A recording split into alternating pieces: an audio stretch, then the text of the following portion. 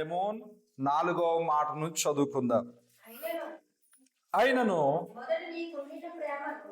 మొదట నీకుండిన ప్రేమను నీవు వదిలితివని నేను నీ మీద తప్పు ఒకటి మోపవలసి ఉన్నది. నీవు ఏ స్థితిలో నుండి పడిపోతివో అది జ్ఞాపకము చేసుకుని మారు మనస్సు పొంది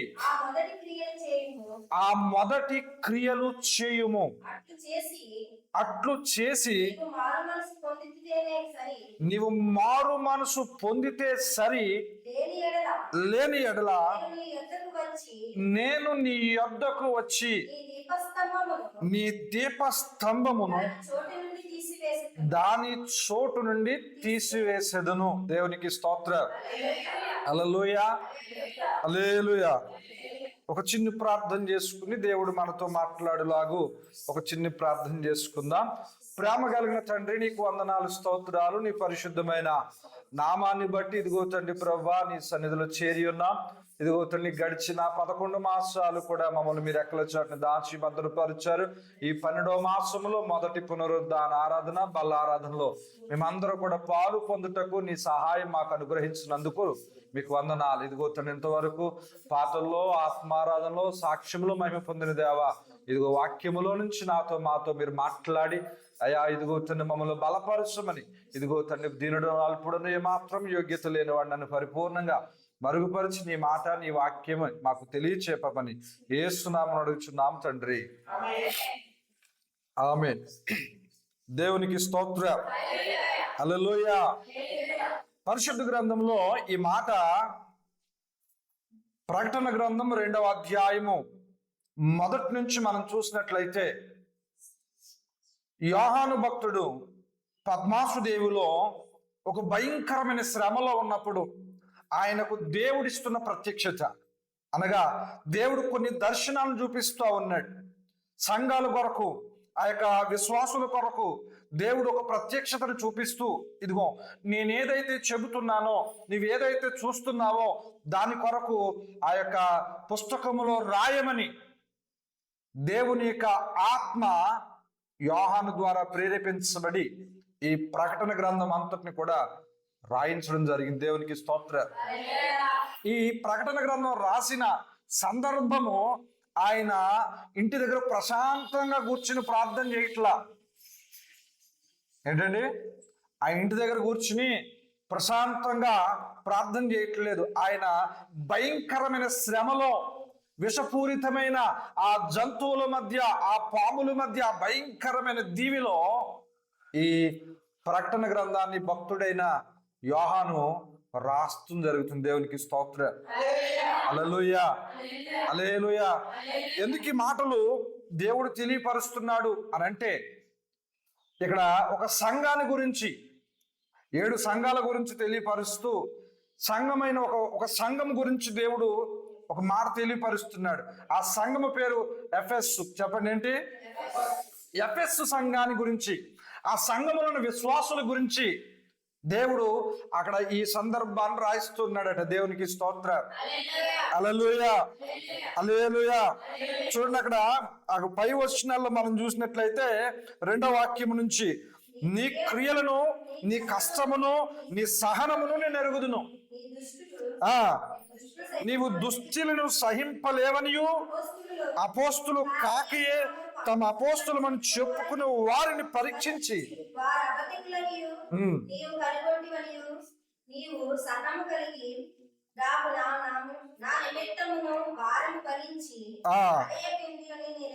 దేవునికి స్తోత్రం. ఇక్కడ ఒక చదవబడిన మాట ఒకసారి గమనిద్దాం. మొదట చదివాం కదా, 4వ వచనం ఏమంటున్నాడంటే, నీకు మొదట ఉన్న ప్రేమ వదిలిపెట్టావు అని చెబుతూ, ఎవరు ఈ సంఘం ఎవరయ్యా అంటే ఎఫెసు సంఘం. ఈ సంఘానికి కొన్ని లక్షణాలను ముందు చెబుతూ వచ్చాడు. సహనం కలిగి ఉందంట. నీ కష్టకాలంలో దేవుని సన్నిధిలో నిలవబడిందంట. ఇంకా మరి ముఖ్యంగా చెప్పాలంటే దుష్టి క్రియలను దూరంగా పెట్టిందంట. చాలా మంది అపోస్తులమని చెప్పుకుంటూ, దైవజనులమని చెప్పుకుంటూ సంఘాల్లోనికి ప్రవేశించి దుర్బోధనలు చేస్తున్న సమయంలోనట ఈ సంఘము ఏం చేసిందో తెలుసా? ఏది అపోస్తుల బోధ, ఏది దేవుని యొద్ద నుంచి వచ్చిన బోధ తెలుసుకొనగలిగిన ఒక గొప్ప శక్తి కలిగిన సంఘం ఇది. దేవునికి స్తోత్రం. హల్లెలూయా. చెప్పండి, ఎలాంటి సంఘం అంటే అది? అపోస్తులమని చెప్పుకొనుచు వారిని పరీక్షించిందంట. దేవునికి స్తోత్రం. హల్లెలూయా, హల్లెలూయా. అంటే ఈ సంఘానికి దేవుని సన్నిధిలో చాలా గొప్ప అర్హతలు ఉన్నాయి, చాలా గొప్ప అర్హతలు ఉన్నాయి. కానీ ఆ కిందకు వచ్చేసరికి దేవుడు తెలియపరుస్తున్న మాట ఏంటయ్యా అంటే, మొదట ఉన్న నీ ప్రేమను విడిచిపెట్టేశావు.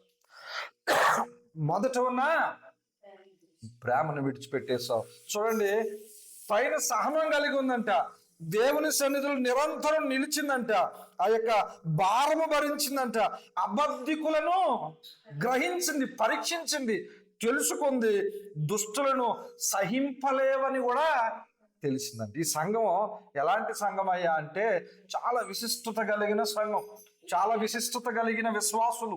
దేవునికి స్తోత్రం. హల్లెలూయా, హల్లెలూయా.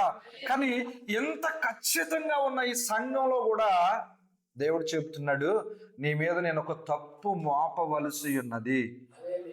నేను నీ మీద ఒక తప్పు మోపాల్సి వస్తుంది. అది ఎందుకో తెలుసా? నువ్వు సహనంగా ఉన్నావు, కరెక్టే. నువ్వు అనేకమైన అబద్ధిక బోధకులను పరీక్షించావు, కరెక్టే. నా నిమిత్తం ఎంతో భారంగా ప్రార్థన చేసావు, కరెక్టే. కానీ నువ్వు మొదట నీకున్న ప్రేమను వదిలిపెట్టావు గనక నీకేం చేయబడుతుంది? నీ మీద తప్పు మోపవలసి ఉన్నది. ఇకనైనా మారు మనసు పొంది మొదటి క్రియలను, అనగా నువ్వు ప్రారంభంలో మొదట ఏ విధంగా అయితే ప్రేమ భక్తిలో ముందుకు కొనసాగావో, మరలా మొదటి నుంచి నీ భక్తిని పునరుద్ధీకరణ చేసుకుంటే, ఎక్కడి నుంచి అంట? అక్కడ స్పష్టంగా రాయబడింది, నీవెక్కడ పడిపోతివో. ఎక్కడంట? నువ్వు ఎక్కడ పడిపోతావో అక్కడ జ్ఞాపకం చేసుకుని మారు మనసు పొంది ఆ మొదటి క్రియను చేసిన ఎడల దేవుడు నిన్ను మరలా ఆశీర్వదించడం ప్రారంభిస్తాడు. దేవునికి స్తోత్రం. కొందరు జీవితాల్లో వెలుగు కనిపించడం లేదు, కొందరు జీవితాలలో దీవెన కనిపించడం లేదు, కొందరు జీవితాల్లో ఎలాంటి ఫలింపు కనిపించట్లేదు. ఎందుకండి పాస్టర్ గారు మా జీవితాలు ఇలాగ ఉన్నాయి అని అంటే, నేను చెప్పట్లేదు, పరిశుద్ధ గ్రంథమైన దేవుని యొక్క వాక్యమే ప్రకటిస్తూ ఉన్నది. ఎందుకయ్యా అంటే, మన యొద్ద దీపస్తంభం ఉన్నదో లేదో ఒక్కసారి చూసుకోవలసిన సంగతి ఈరోజు మనం కలిగి ఉన్నాం. దేవునికి స్తోత్రం. దీపస్తంభము మన యొద్ద నుంచి వెళ్ళిపోతే ఏమవుతుంది చెప్పాలి? దీపస్తంభం మన యొద్ద నుంచి తీసివేయబడితే మనం అంధకారంలోనికి వెళ్ళిపోతాం. అంధకారం అనగా చీకటిలోనికి, చీకటి సంబంధమైన కార్యములు చేత మనం ఏం చేయబడతామయ్యా అంటే ఏలుబడి చేయబడతాం. అలాంటి సమయంలో మనకు వెలుతురు ఉండదు, రెండవది ఎలాంటి ఫలింపు ఉండదు. దేవునికి స్తోత్రం. హల్లెలూయా, హల్లెలూయా. ఈరోజు దేవుని యొక్క వాక్యము సంఘానికి ప్రకటిస్తుంది. సంఘము అనగా ఏ ఒక్క విశ్వాసి గురించో కాదు, సంఘమును ప్రతి ఒక్కరి గురించి దేవుడు మాట్లాడుతున్నాడు. దేవునికి స్తోత్రం. హల్లెలూయా. నీకున్న మొదటి ప్రేమ విడిచిపెట్టేసావు. ఒక మాట చెబుతాను వినండి. అసలు వాస్తవానికి మనం ప్రారంభంలో ఉన్న ఆ తలాంతు, ప్రారంభంలో ఉన్న ప్రేమ, ప్రారంభంలో చేసిన భక్తి, వాస్తవానికి సంవత్సరాలు గడిచే కొద్దీ ఏమవ్వాలి చెప్పాలి? మాట్లాడతలేదు ఎవరు కూడా. మీకు అర్థమయ్యే భాషలో చెప్తా. దేవునికి స్తోత్రం. హల్లెలూయా. ఒక వ్యక్తి ఒక పని నేర్చుకోవడానికి వెళ్ళాడు. ఎక్కడికి? ఏదో పని. అదొక తాపీ పని కావచ్చు, లేదా ఒక మెకానిక్ పని కావచ్చు. ఏదో ఒక పని చేసుకోవడానికి వెళ్తున్నాడు, నేర్చుకోవడానికి వెళ్ళాడు. దేవునికి స్తోత్రం. వెళ్ళినప్పుడు ఆ వ్యక్తి వెళ్ళినప్పుడు ఆసక్తి ఉంటుంది. ఏంటి ఆసక్తి అయ్యా అంటే, ఎలాగైనా ఈ పని నేర్చుకోవాలి, ఎలాగైనా డ్రైవింగ్ నేర్చుకోవాలి, ఎలాగైనా ఈ పని నేర్చుకుని నేను కూడా మేస్త్రిగా అవ్వాలి అని అనుకుంటాడు. అవునా? మాట్లాడతలేదు. ప్రారంభంలో ఉన్న ఆసక్తి ఆ వ్యక్తికి ఉంటేనే ఆ పనికి వెళ్ళగలడు, ఆ పనిలో ముందుకు వెళ్ళగలడు. దేవునికి స్తోత్రం. కొంతమంది ఏం చేస్తారయ్యా అంటే, ప్రారంభ దినాల్లో చాలా ఆసక్తిగా వెళ్తుంటారు, పని నేర్చుకోవాలని ఆసక్తి కలిగి చాలా ఆసక్తిగా వెళ్తుంటారు. కానీ కొందరు చివరి వరకు వెళ్ళి వారు అనుకున్నది సాధిస్తారు. కొందరు మధ్యలో కష్టాలు తట్టుకోలేక, కొన్ని శ్రమలు తట్టుకోలేక, ఆ పైన వారు చెప్పే మాట వెనక్కి వచ్చేస్తా ఉంటారు. అవునా? దేవునికి స్తోత్రం. హల్లెలూయా. ఎన్నో సంవత్సరాలుగా పనికి వెళుతున్నా, వీడికి ఏమి లేదు, పని మీద ఆసక్తి లేదు. మొదట ఉన్న ఆసక్తి వీడికి లేదు. అదే మొదట పనిలోకి వెళ్ళిన ఆసక్తి ఇప్పుడు ఉండుంటే వాస్తవానికి ప్రియమైన దేవుని బిడ్డ ఆ వ్యక్తి అనుకున్న స్థానంలో ఉండేవాడు.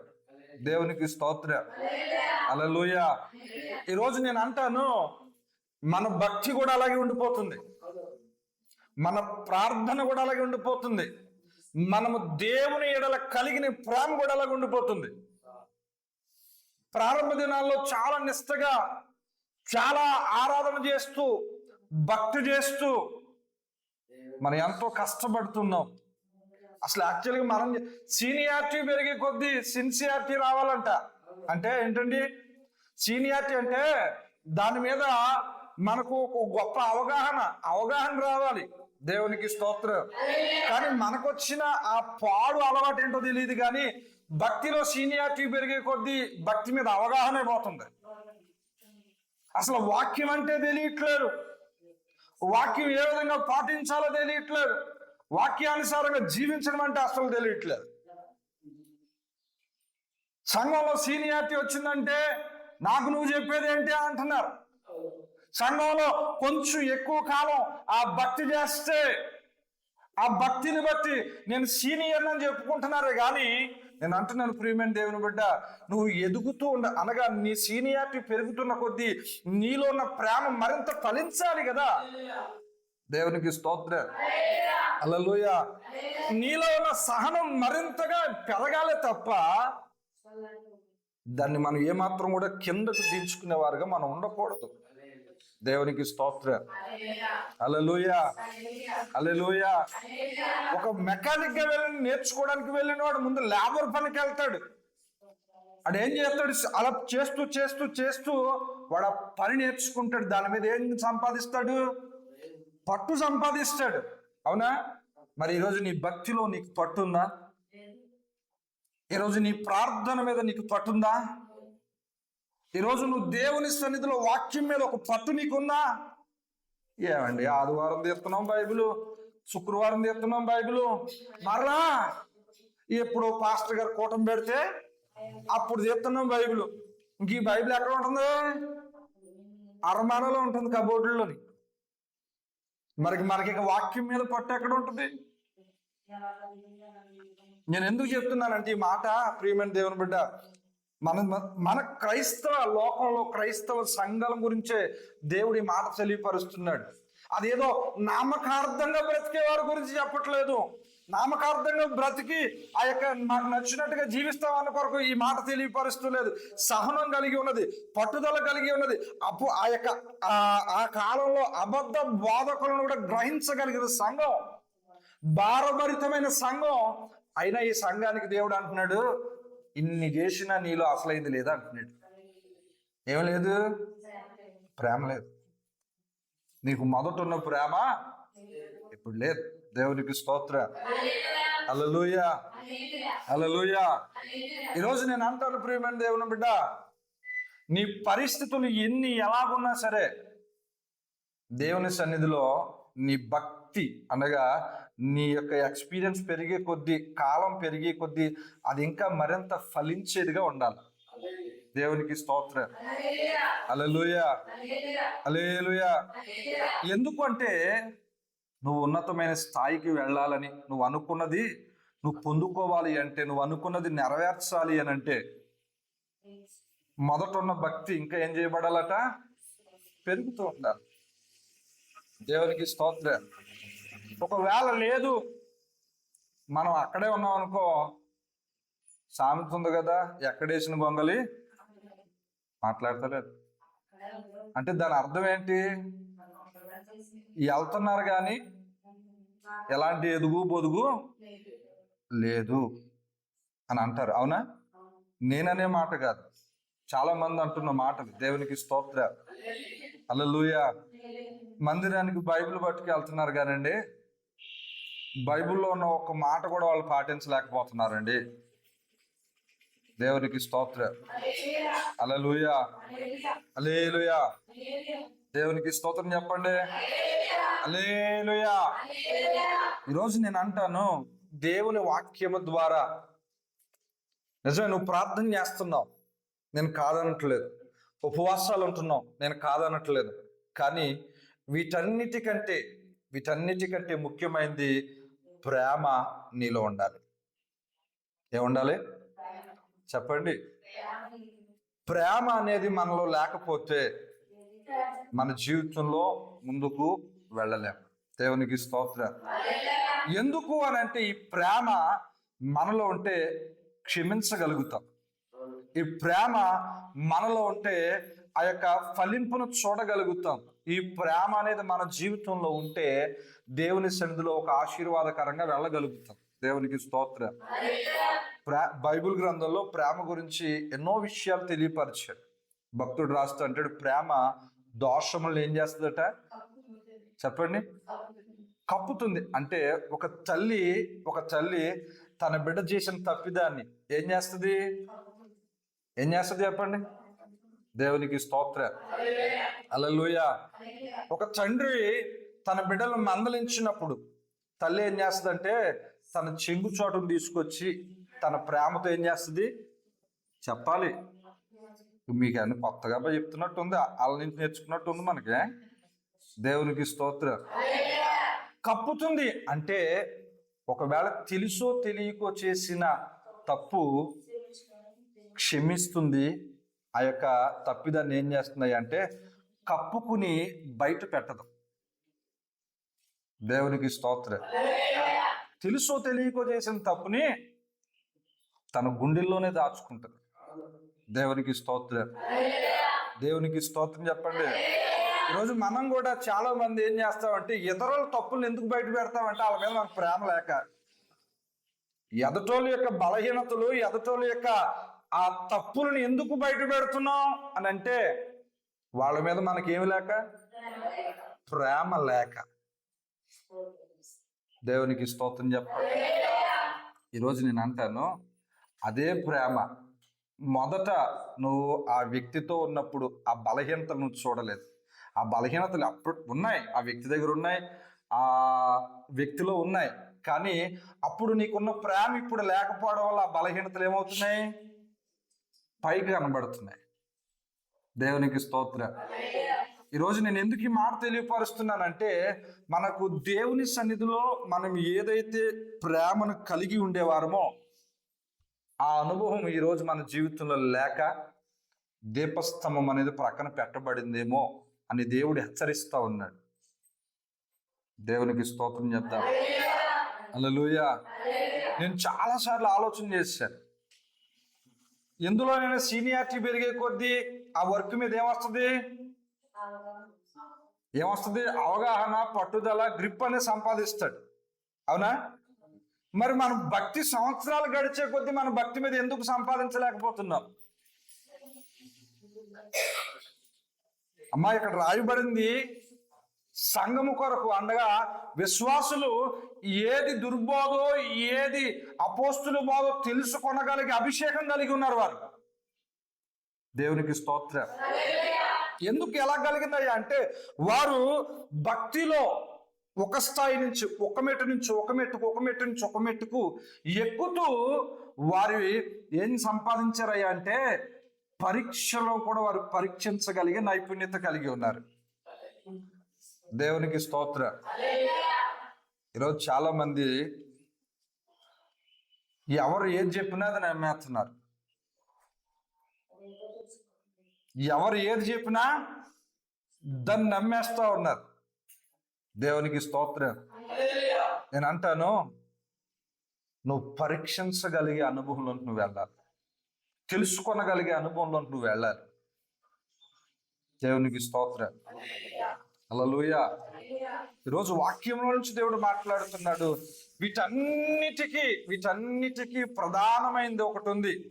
అన్ని ఆజ్ఞల కన్నా ప్రధానమైన ఆజ్ఞ యేసు ప్రభు వారు 1, 2 చెప్పాడు. 10 ఆజ్ఞలను కుదించి 2 ఆటలు మార్చాడు. అందులో ఒకటి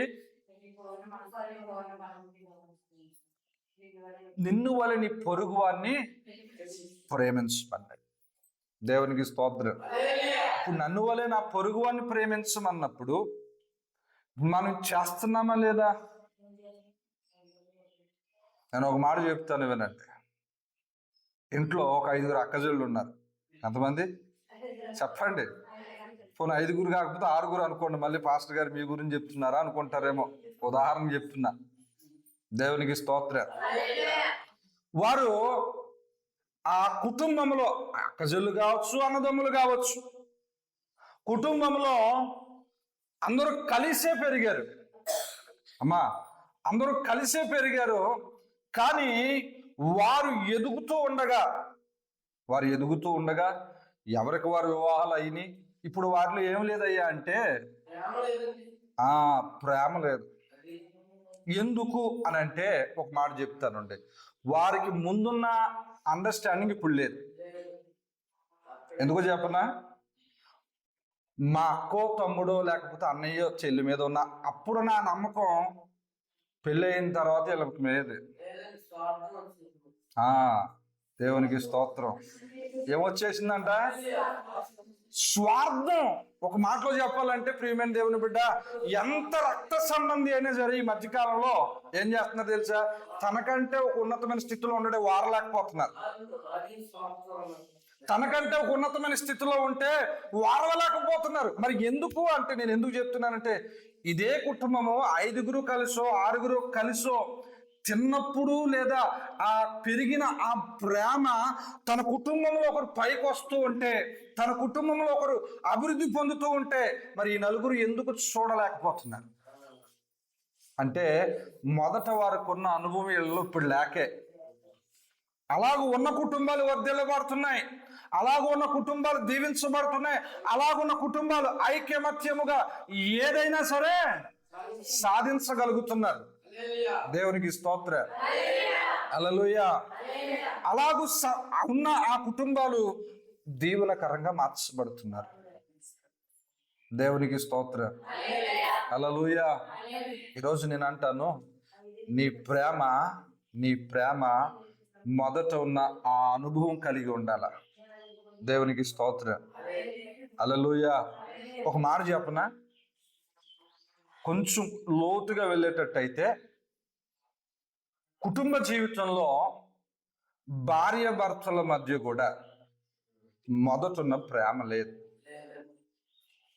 అప్పుడు సంతోషంగా ఉన్నారు, ఇప్పుడు ఎందుకు సంతోషంగా లేరు అని అంటే, దానికి గల కారణం ఏంటయ్యా అంటే, ముందున్న ఆ అండర్స్టాండింగ్, ఒకరినొకరు అర్థం చేసుకోగలిగే అనుభవం ఈరోజు లేక మన జీవితాల్లో కొన్ని ప్రతికూలతలు ఏలుబడి చేస్తూ మన ఇక వైవాహిక జీవితంలో, కుటుంబ జీవితంలో దీపస్తంభం అనేది పక్కన పెట్టబడింది.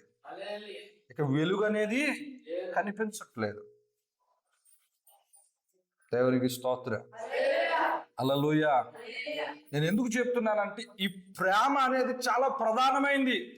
సంఘములో విశ్వాసులుగా ఉండడమే కాదు, కుటుంబ జీవితంలో కూడా ఈ ప్రేమ నీ యొక్క వ్యక్తిగత జీవితంలో కూడా ఫలించాలి. దేవునికి స్తోత్రం. నువ్వు ఒక దేవుని సన్నిధిలో ఒక సాక్షిగా నిలవబడాలి అని అంటే నువ్వు నిన్ను వల్ల నీ పొరుగు వారిని ప్రేమించాలని చెప్తున్నాడు. దేవునికి స్తోత్రం. నిన్ను వల్ల నీ పొరుగువాడు అనగా నీ ముందుండేవారు, నీ చుట్టుప్రక్కల ఉండేవారు అందరినీ కూడా నువ్వు ప్రేమించగలగాలి. దేవునికి స్తోత్రం. హల్లెలూయా, హల్లెలూయా. నువ్వు ప్రేమించగలిగితే వారి తప్పిదాలన్నిటి నువ్వు క్షమించగలుగుతావు, వారి తప్పిదాలు నువ్వు కప్పుకొనగలుగుతావు. దేవునికి స్తోత్రం. హల్లెలూయా. ఒక మాటలో చెప్పనా, యేసయ్య ప్రేమ మనందరి పాపాలని తీసేసింది. మనందరూ చేస్తున్న అతిక్రమాలన్నింటినీ కప్పుకుని ఈరోజు నిన్ను నన్ను దేవుని సన్నిధిలో నిలవబెట్టింది. దేవునికి స్తోత్రం. స్వచ్ఛమైన ప్రేమ. దేవునికి స్తోత్రం. ఏది ఆశించకుండా నీ అభివృద్ధిని కోరుకునేది దేవుని ప్రేమ. నేను చెప్తున్నాను స్పష్టంగా, ఈ లోకంలో ఎలాంటి మనిషి అయినా ఏదో ఒక స్థాయిలో ఇది నాకంటే గొప్పోడు అయిపోతున్నాడా అన్న ఆలోచన అయినా వస్తుంది. కానీ నిన్ను నన్ను ఒకేలాగా ప్రేమించే ప్రేమ, ఎప్పటికీ నువ్వు ఎదుగుతున్న కొద్దీ మరింత ఎదిగేలా చూడగలిగే ప్రేమ ఒకే ఒకటి, అది యేసయ్య ప్రేమ ఒకటే. దేవునికి స్తోత్రం చెప్పండి. హల్లెలూయా, హల్లెలూయా. ఈరోజు వాక్యం వింటున్న ప్రియమైన దేవుని బిడ్డ, నీ ప్రేమ ప్రారంభ దినాల్లో ఉన్నట్టుగా ఇప్పుడు ఉందా లేదా చెప్పాలి. ఉందా లేదా అనేది నిన్ను నువ్వు పరీక్షించుకో. మనం ఎప్పుడు ఎదటోళ్ళని పరీక్షిస్తున్నాం కానీ మనల్ని పరీక్షించుకోవడం లేదు. ఏంటంట, ప్రతి ఒక్కరు ఒక ఇన్విజిలేటర్లు అయిపోతున్నారు. ప్రతి ఒక్కరు ఒక్కొక్క ఇన్విజిలేటర్.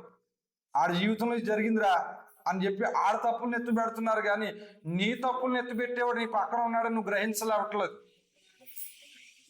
దేవునికి స్తోత్రం. హల్లెలూయా, హల్లెలూయా. ఒక మాట చెప్తాను వినండి ప్రియమైన దేవుని బిడ్డ. దావీదు ఒక ప్రాణ స్నేహితుడు ఉన్నాడు దావీదికి. ఎవరు తెలుసా అండి? యోనాతాను. చెప్పండి ఎవరు? వీళ్ళిద్దరు స్నేహం ఎలా ఉండేదయ్యా అంటే చాలా గొప్పది. కొన్నిసార్లు ఆ భార్య కూడా కొన్నిసార్లు ఏం చేసేదంటే అసూయపడే అంత గొప్ప స్నేహం, అంత మంచి ప్రేమ వీరిద్దరి మధ్యలో ఉంది. దేవునికి స్తోత్రం. హల్లెలూయా, హల్లెలూయా. కానీ ఆ ప్రేమ యోనాతాను పోయిన తర్వాత కూడా తన బిడ్డ మీద కూడా అదే ప్రేమ చూపించాడు దావీదు.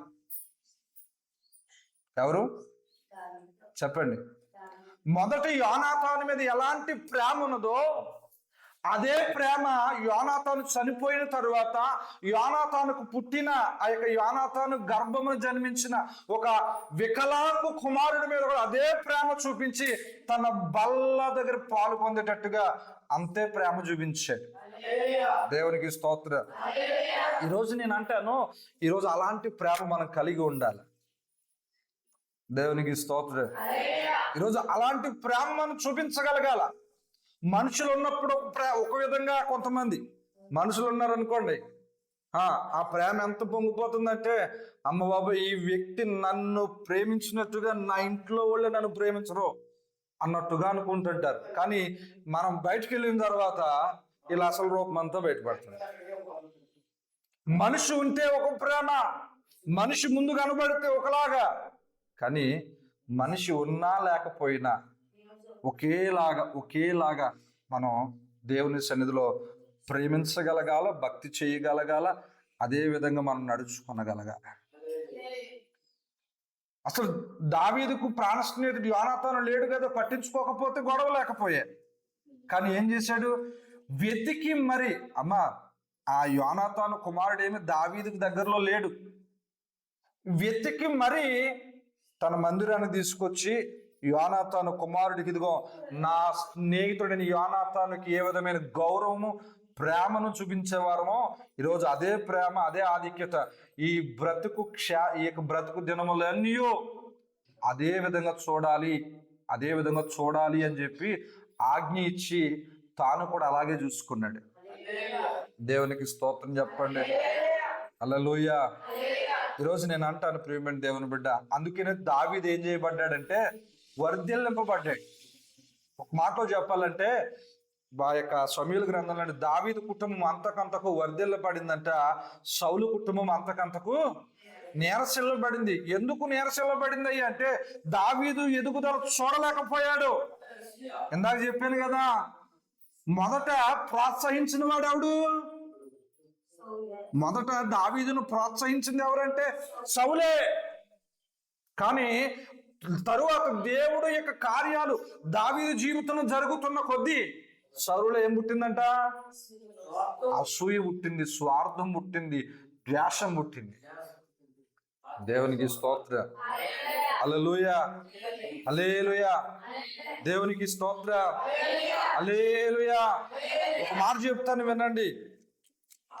మొన్నటి దినాన్ని శుక్రవారం నాటి సాయంత్రం విజయవాడలో ఒక క్రిస్మస్ కూటంలో వాక్యం చెప్పి నేను రూమ్కి వెళ్తూ ఉండగా ఆ రూమ్కి తీసుకెళ్లే డ్రైవర్, ఆ సహోదరుడు, పాస్టర్ గారు మీకు ఒక చిన్న సంగతి చెప్తానండి, మా కొరకు ప్రార్థన చేయండి అని అడిగాడు. ఏంటమ్మా అనంటే, పాస్టర్ గారు నన్ను నా తండ్రి కంటే ఎక్కువగా చూసుకునేవాడండి మా ఓనర్ గారు. నేను ప్రారంభ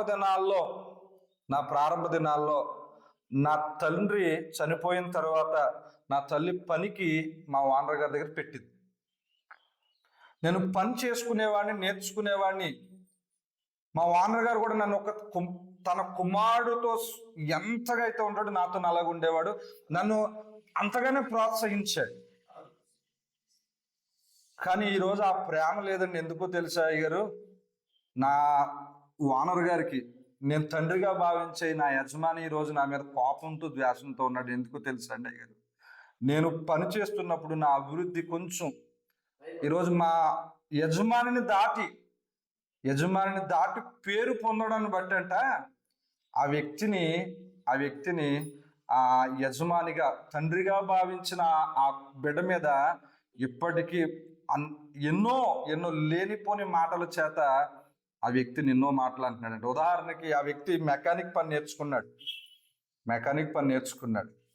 ఇప్పుడు ఒకప్పుడు మెకానిక్ షెడ్ పనిలోకి వెళ్ళాలంటే యజమాని నేను అనుకోండి, ఏం పేరు? నా పేరు దేవునికి స్తోత్రం. ఆడన్నా మాట్లాడగలిగారు, మీరెవరు మాట్లాడలేకపోతుంది.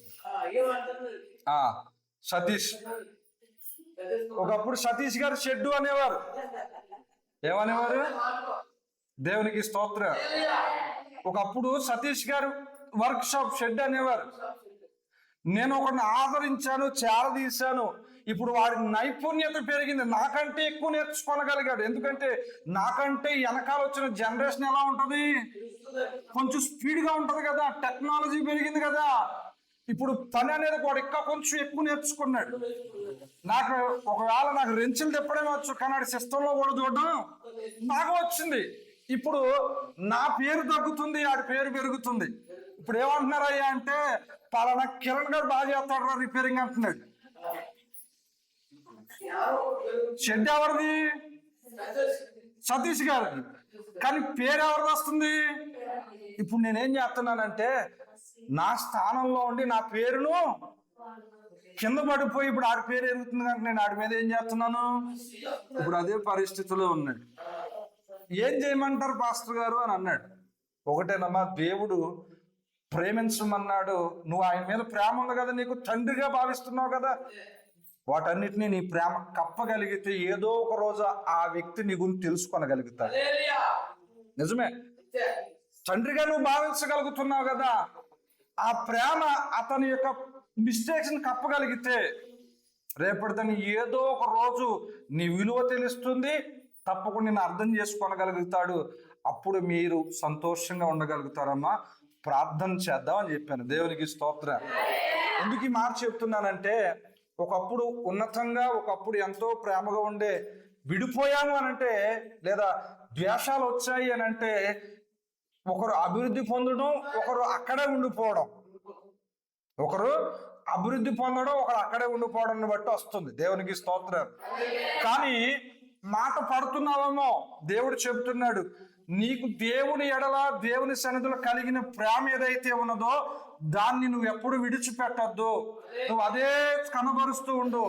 ఏదో ఒక సమయమును ఏదో ఒక పాయింట్ లో నీ ప్రేమ నీ విలువ ఏంటో తెలిసిన వ్యక్తే మరలా నీ దగ్గరికి వచ్చి మరలా పూర్వం ఏ విధంగా అయితే ఆ ప్రేమలో ఉందో అదే ప్రేమను కొనసాగించే ఒక అనుభవాన్ని దేవుడు నీకు ఇస్తాడు. దేవునికి స్తోత్రం. హల్లెలూయా. ఈరోజు నేను అంటాను, ప్రియమైన దేవుని బిడ్డ, ఒక భార్య భర్తల మధ్య అవ్వచ్చు, లేదా ఒక తల్లిదండ్రుల మధ్య అవ్వచ్చు, లేదా బిడ్డలకు ఆ కలిగిన ఆ కుటుంబంలో అవ్వచ్చు, విశ్వాసులుగా ఒక కుటుంబముగా మన మధ్యలో ఉండొచ్చు. ఒకప్పుడున్న ప్రేమ ఒకప్పుడు తప్పిదాలు చేస్తే, ఆ యొక్క తెలుసో తెలియక చేస్తే, పొరపాటులు చేస్తే గుండెల్లో పెట్టుకుని ప్రార్థించిన ఆ వ్యక్తి ఈరోజు ప్రార్థించకపోగా తప్పిదాలను బయట పెడుతున్నాడని బాధపడుతున్నావేమో. దేవుడు తెలియపరుస్తున్నాడు, నీలో ఉన్న ప్రేమను అలాగనే కొనసాగింపచేయి. ఆ తప్పులు బయట పెట్టిన వ్యక్తే నీ ప్రేమ ఏంటో తెలుసుకుని మరలా నీ దగ్గరకు వచ్చి మరలా ముందున్నట్టుగా ఉండేటట్టుగా దేవుడు నీకు సహాయం చేస్తాడు. దేవునికి స్తోత్రం. ఆ దీపస్తంభాన్ని మరలా ఎక్కడైతే తీసివేశాడో, ఎక్కడి నుంచి తీయబడిందో అక్కడే ఆ దీపస్తంభం అనేది మరలా పెట్టబడే ఒక అవకాశమును దేవుడు నీకు ఇస్తున్నాడు. దేవునికి స్తోత్రం. ఒకే ఒక మాట, మనం దేవుని సన్నిధిలో మొదట ఉన్న ప్రేమను మాట్లాడుతారు. మొదట ఉన్న ప్రేమను కొంచెం గట్టిగా చెప్పండి అమ్మా. మొదట కలిగిన ప్రేమను మనం ఏం చేయకూడదు? వదిలిపెట్టకూడదు. దేవునికి స్తోత్రం. హల్లెలూయా, హల్లెలూయా. ఒకే ఒక్క మాట చెప్పిక నా మాటలు ముగిస్తాను. ప్రియమైన దేవుని బిడ్డలారా, మందిరం మీద పాస్టర్ గారండి నాకు మందిరం అన్నా దేవుడు అన్నా చాలా ఇష్టం అన్న వాళ్ళు చేతులు ఎత్తారు.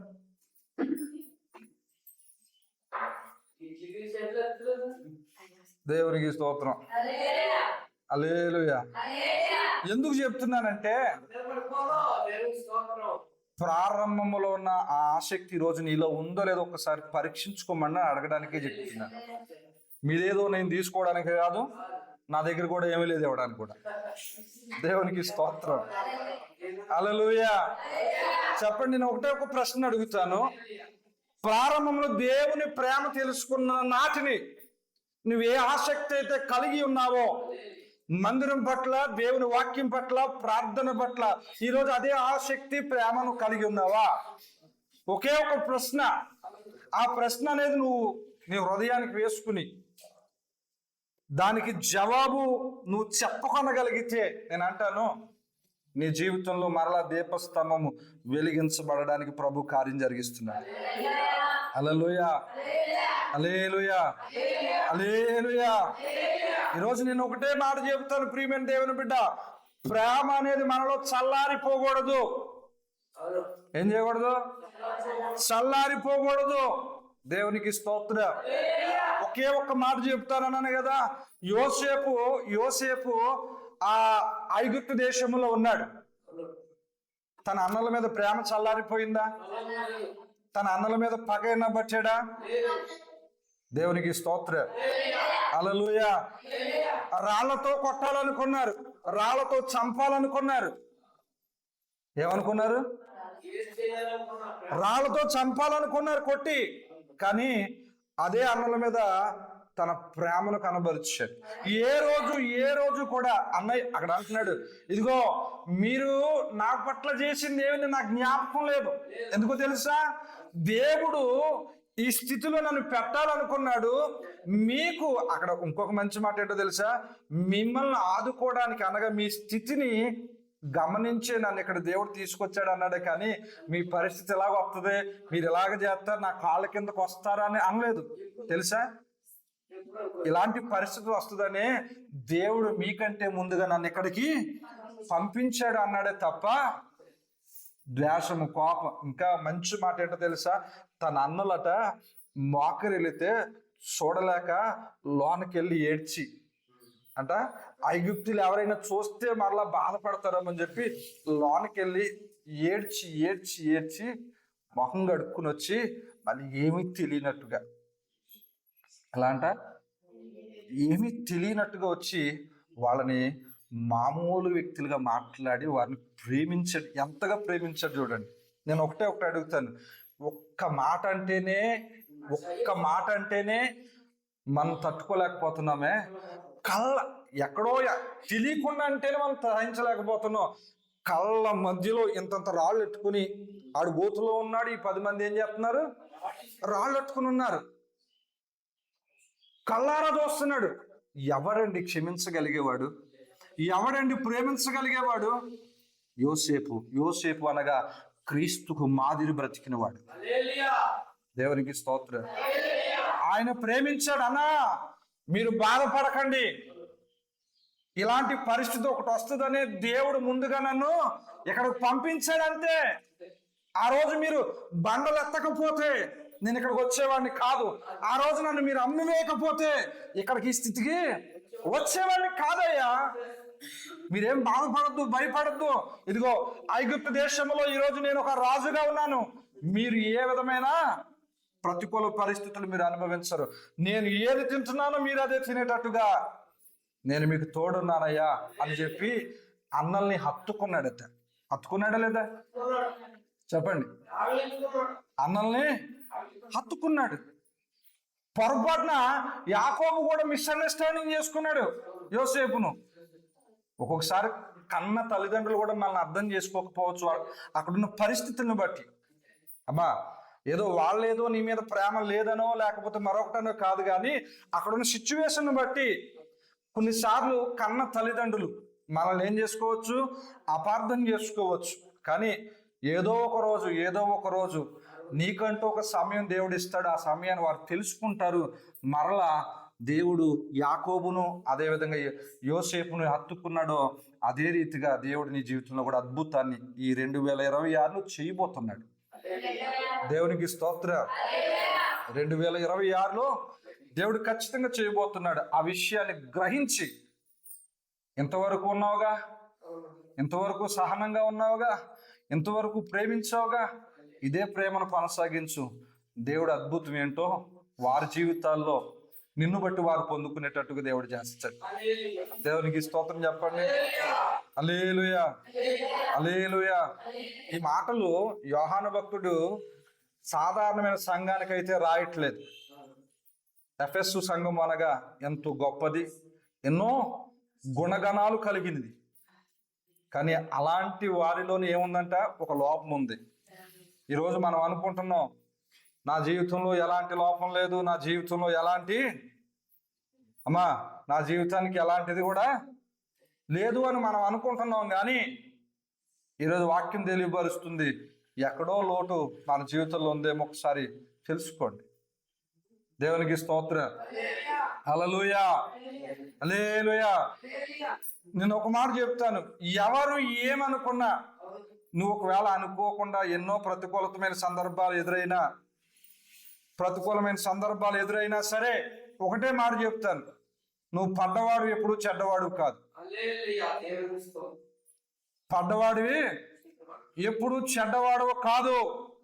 దేవుడు నీ పక్షమున నూతన సంవత్సరంలో నూతనమైన కార్యాలు జరిగించడానికి దేవుడు పూనుకోబోతున్నాడు. దాని విషయంలో నీవు పట్టుదల కలిగి ప్రార్థన చేయి. దేవుని యొక్క వాక్యాన్ని దేవుని సన్నిధిలో తెలుసుకుని గ్రహించుకుని భక్తిని ముందు కొనసాగించినట్లయితే దేవుడు నీ జీవితంలో ఒక అద్భుతాన్ని దేవుడు జరిగిస్తున్నాడు. దేవునికి స్తోత్రం. గట్టిగా చేద్దామా? 2 చేతులు పైకెత్తి హల్లెలూయా, హల్లెలూయా. ఒకటే మాట, మొదట నీకున్న ప్రేమ, మొదట నీకున్న ఆసక్తి ఈరోజు దేవుని మందిరంపై, దేవుని ఎడల కలిగిన వాక్యంపై నీకుందో లేదో ఒకసారి పరిశీలించుకంతే. వాక్యాన్ని నువ్వు ప్రేమించగలిగితే నువ్వు ఆటోమేటిక్గా మనుషులను ప్రేమించగలుగుతావు. నేను ఎందుకు చెప్తున్నానంటే, ఎవరైతే వాక్యానికి లోబడతారో, ఎవరైతే వాక్యాన్ని ప్రేమించగలుగుతారో వారు మనుషులు ప్రేమించగలుగుతారు. దేవునికి స్తోత్రం. హల్లెలూయా. అందుకనే మనం వాక్యాన్ని ప్రేమిస్తూ వాక్యాన్ని తెలుసుకుని వాక్యానుసారంగా జీవిద్దాం. దేవుని ప్రేమ అనగా మనం ఏదైతే కోల్పోయామో, ఇంకొక మాట అక్కడ, ఎక్కడ పడిపోయామో అక్కడే ఏం చేయాలన్నా మారు మనసు పొందాలి. దేవునికి స్తోత్రం. ఎక్కడ పడిపోయామో అది నీకు తెలుసు, దేవుడికి తెలుసు. అవునా?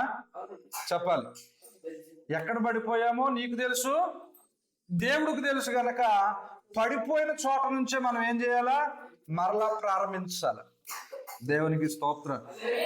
హల్లెలూయా, హల్లెలూయా. కాబట్టి దేవుని ప్రేమను మనకు ఏదైతే దేవుని యొద్ద నుంచి సిలువలో ఏ ప్రేమనైతే పొందుకున్నామో అదే ప్రేమను మన జీవితంలో కలిగి మనం వ్యక్తిగతంగా ఆధ్యాత్మికంగా దేవుని సన్నిధిలో ప్రేమతో నడుచుకుందాం. మరి ముఖ్యంగా ఈరోజు ఏదైతే ఒకవేళ పడిపోయాను అన్న అనుభవం నీలో ఉంటే దేవుడు తెలియపరుస్తున్నాడు. మరలా ఎక్కడ పడిపోయావో అక్కడి నుంచే నీ మరలా ప్రారంభించు. నూతనంగా మారు మనసు పొంది నీ భక్తి జీవితాన్ని కట్టుకుంటూ ప్రభువు దగ్గర నీ దీపస్తంభమును వెలిగించు వానిగా దేవుడు నిలవబడుతున్నాడు. గనుక దేవుడు నీతో మాట్లాడుతున్నాడు. ఇదిగో ఈ సంవత్సరమున దేవుడు ఎన్నో ప్రతికూలతలను పొంది ఉండంటావు. ఇంకా నెల ఉంది, ఇంకొన్ని రోజులే ఉంది. ఈ నూతన సంవత్సరంలో నన్ను వెలిగించు దేవా, నా చీకటి బ్రతుకుని తొలగించి నా బ్రతుకును వెలుగుగా మార్చలాగును సహాయం చేసి మొదటన ప్రేమ, మొదటన ఆసక్తిని నాకు దయచేయమని ప్రభువుని అడుగుదాం. దేవుడి కొద్ది మాటలు మనందరి వినికిడిలో దీవించి ఆశీర్వదించునుగాక. ఆమేన్.